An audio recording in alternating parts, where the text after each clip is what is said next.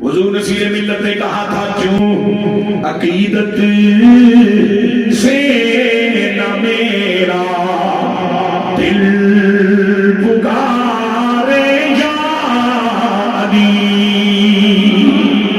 جس کے مولا محمد اس کے مولا علی۔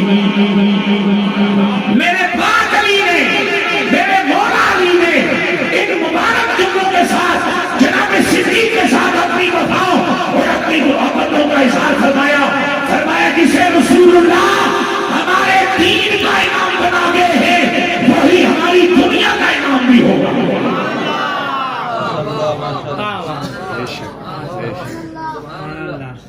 بولو سبحان اللہ، سارے بولو سبحان اللہ۔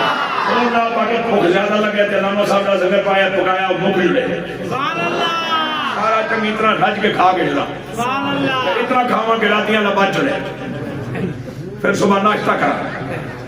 ایک بار پھر آتے سبحان اللہ، توجہ میری جان، اب سکت لگتی ہے میرے پاک نبی علیہ السلام سے 16.5 یا 17 سال کی عمر میں اعلان ختم نبوت تک سکت جاری ہے۔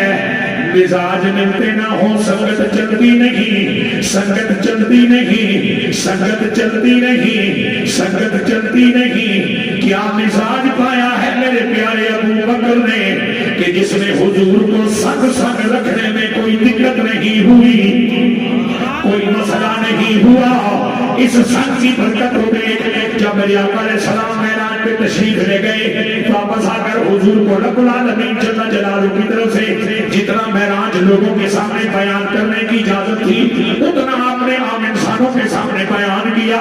جب بیان کیا تو وہ غافل خوش ہو گئے، کہنے لگے بڑا چکا موقع ہاتھ لگا پروپیگنڈا کرنا تھا، یہ ممکن ہی نہیں کہ ایک انسان رات کے کچھ حصے میں مکہ سے اٹھے بیت المقدس جائے، وہاں سے آسمانوں پہ جائے، وہاں سے ہو کے آ جائے، پھر رات بھی باقی ہو، زیادہ پروپیگنڈا کریں گے، لوگوں کو اپنا حامی بنائیں گے، ان کی مخالفت میں لوگوں کو آسانی سے ہم اکسا سکیں گے۔ لیکن کسی سمجھدار کافر نے، سیانے کافر نے آخیا پہلے کملی والے دے چیف سپورٹر نال تے رابطہ کر لو۔ کہا ٹھیک ہے، کچھ تیز مکار قسم کے لوگوں کو تیار کرو، 2 4 5 10 ٹٹو چلے چڑے، انہوں نے کہا جاؤ ابو بکر نہ ڈر کر۔ اب میں یہاں روایت میں 2 چیزیں آتی ہیں، میں ایک ہی بیان کر کے آگے بڑھنا چاہ رہا ہوں۔ کہنے لگے ابو بکر تم نے سنا کہ تمہارے دوست نے کیا کہا ہے؟ یہ کون کہہ رہا ہے؟ مکے کے کسے کہہ رہے ہیں؟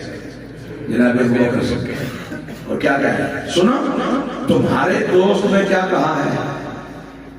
اس کا مقصد یہ ہے کہ مکہ کے کفرستان میں بھی یہ بات مشہور ہو چکی کہ ابن عبداللہ کا دوست ابو بکر ہے اور ابو بکر کا دوست ابن عبداللہ ہے۔ اگلی کا ذرا موجودی ہونے ناتے میں کرنا ضروری سمجھنا ہے۔ اگر مکے کے کافر اس بات سے آزاد ہیں کہ ابو بکر کے دوست محمد پاک ہیں اور محمد کے پاک کے دوست ابو بکر ہیں، تو یہ پاکستان کا کلمہ پڑھنے والے کو یہ بات سمجھ نہیں آ رہی۔